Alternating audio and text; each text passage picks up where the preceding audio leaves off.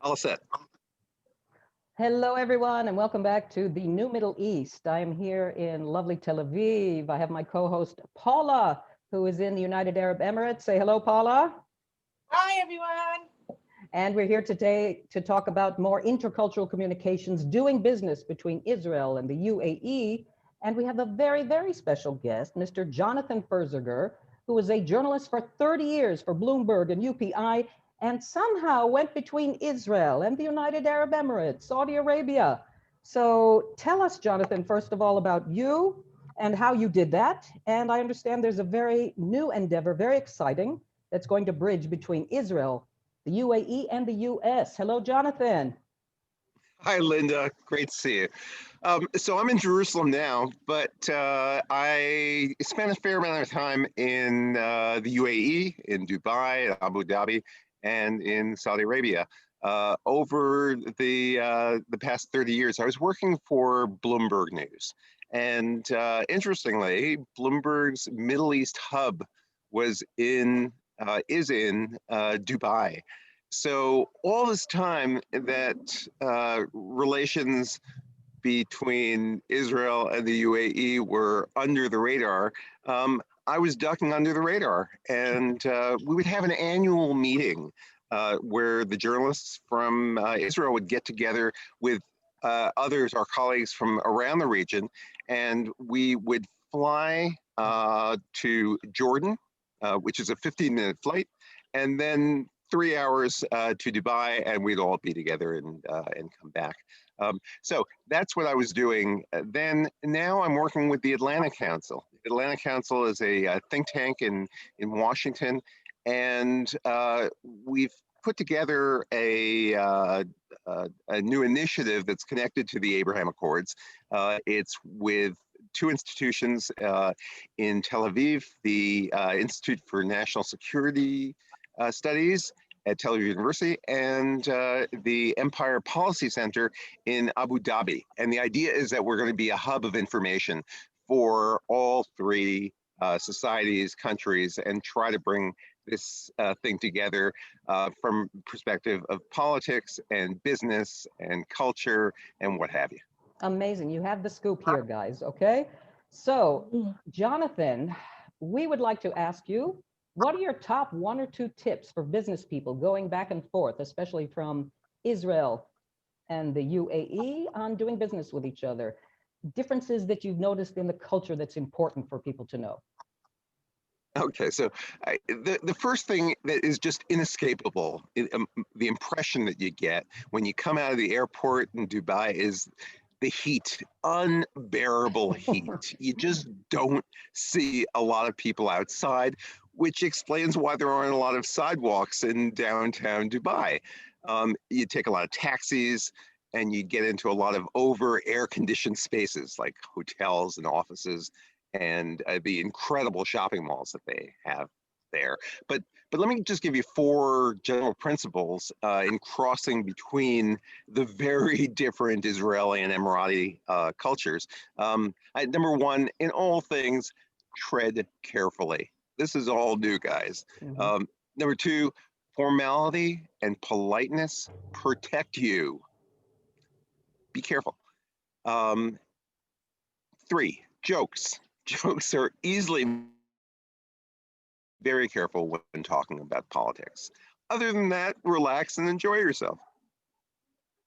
Awesome. And I have to say, living here, it's so, obviously Jonathan's a wealth of information. Hopefully we'll have him back on again.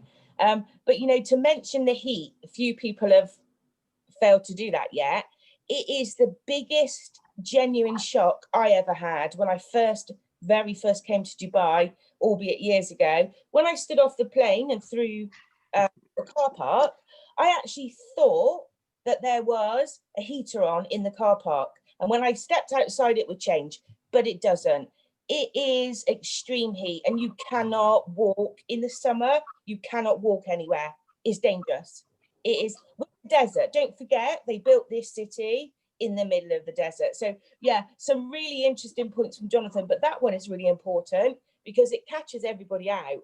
And until you get here, you do not realize the intensity of that heat. but AC is everywhere, yeah, as Jonathan says. And, That's you good. know, everybody's talking about it. But what's also fascinating is the inventive ways that Emiratis have come up with to deal with it. I mean, first of all, they have magnificent beaches, but also in one of the biggest shopping malls, the Mall of the Emirates, they have a ski slope.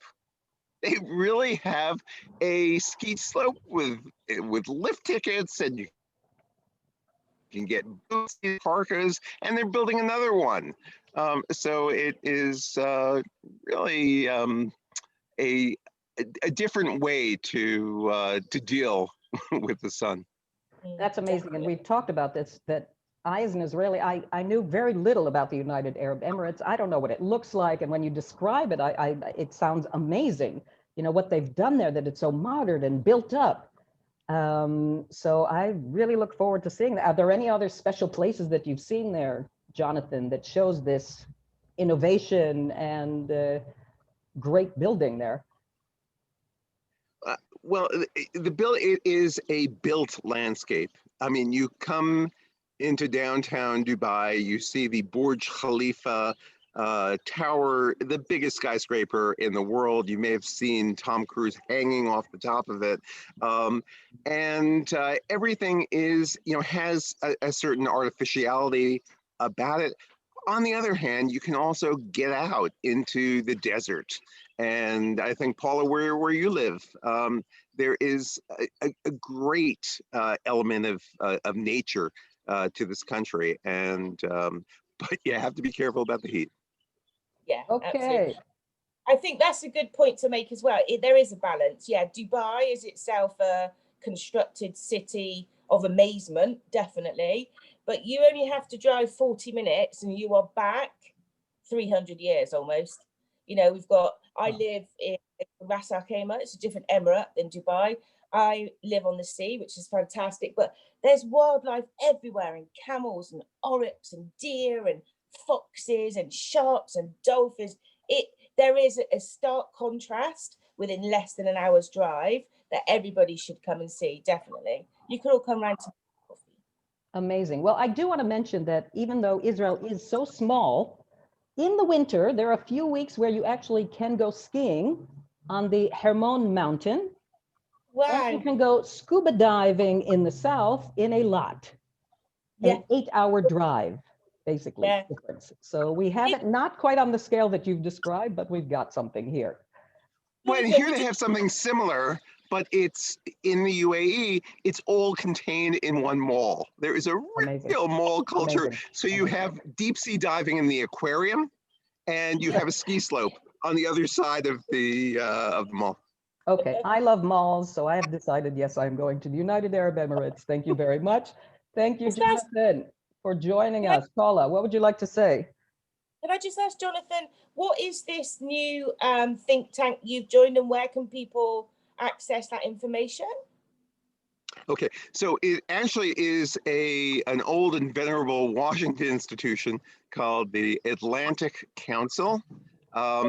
And the initiative is new. I mean, for the first time, we have this hub of the Atlantic Council in Washington with the Institute for National Security Studies in Tel Aviv, and the Emirates Policy Center in Abu Dhabi.